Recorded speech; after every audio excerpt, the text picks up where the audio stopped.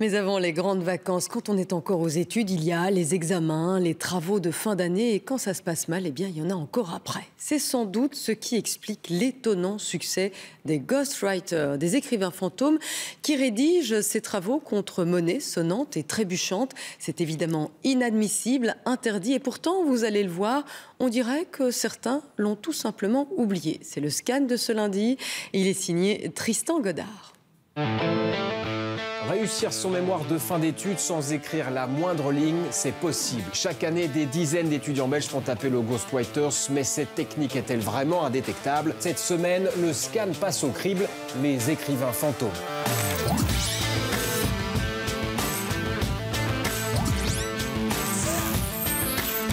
Sur Internet, les sites d'écriture sont nombreux. Voici Acadwrite, le plus connu, qui vous assure réussite et discrétion. Les prix, 780 € pour une dissertation de 10 pages en philo, 11 000 € pour 50 pages d'études en médecine.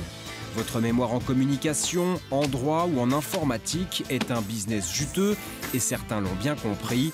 Sur son site, Esteban Vasquez se vante d'être le plus grand spécialiste en Belgique et n'hésite pas à se vendre sans filtre, face caméra.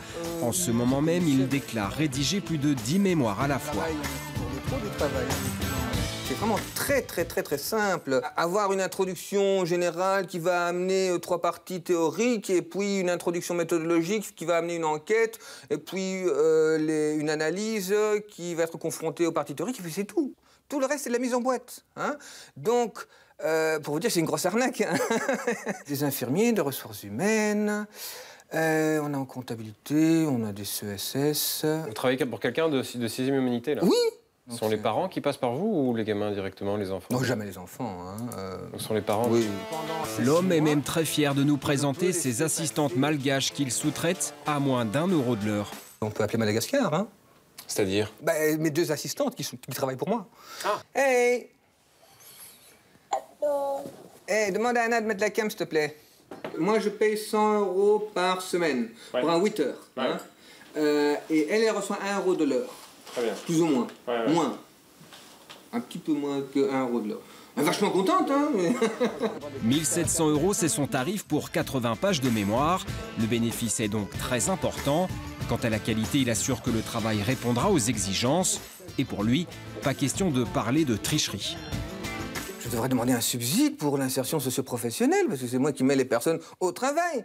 Un subside donc pour de la tricherie, formellement interdite dans tous les milieux académiques. S'il n'a pas fait le travail lui-même, donc il y a fraude, donc une mesure disciplinaire qui peut être prise. La première, c'est l'annulation de la note du mémoire, et puis les sanctions disciplinaires qui peuvent s'en suivre. Donc ça peut être une annulation de la session, voire des 2 sessions d'examen, et voire des sanctions plus importantes si c'est un étudiant récidiviste. Problème, dans les universités et hautes écoles belges, les écrivains fantômes sont très difficiles à détecter. C'est d'ailleurs l'un des arguments chocs de notre ghostwriter qui se vante d'avoir écrit plus de 350 mémoires.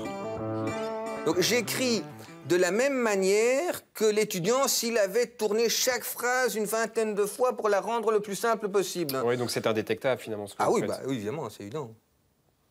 C'est évident. Génial. Hein. Génial et indétectable? Eh bien, pas tant que ça. S'ils sont malins, au scan, on a trouvé encore plus malin. Direction la Suisse. Pour vérifier si le travail des écrivains est bien indétectable, le scan a rencontré Claude-Alain Rotten à Lausanne. Le logiciel qu'il a créé permet de déterminer si une personne est bien l'auteur d'un texte, qu'il s'agisse de livres politiques, romans ou mémoires. Ce qu'on analyse en fait, ce n'est pas en fait l'information qui est portée par un document, c'est la façon dont cette information est disons, mise en perspective, c'est-à-dire les tournures de phrases, le style, le choix des mots, etc.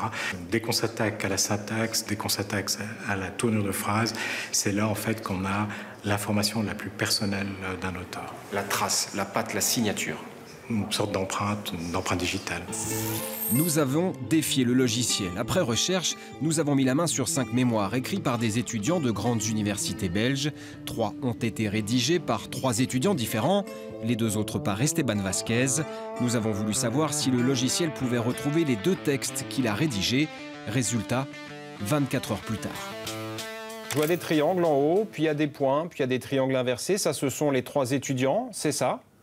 Exactement. Et le nuage bleu avec 2 formes différentes. Des carrés et des losanges. Ça, c'est le ghostwriter qui a donc écrit les 2 travaux. Voilà, exactement. Un ghostwriter a écrit un document pour 2 étudiants différents. Ces 2 étudiants vont n'apparaître que dans le même nuage. Grâce au style d'écriture, le logiciel a pu déterminer qu'une seule personne avait écrit 2 mémoires. Ces 2 mémoires, comme les 350 autres déjà écrits par Esteban Vasquez, ont été validés par les meilleures universités belges. Des tricheurs diplômés qui pourraient être débusqués par le logiciel antifraude. Mais son prix, 30 000 €, risque bien de dissuader nos universités.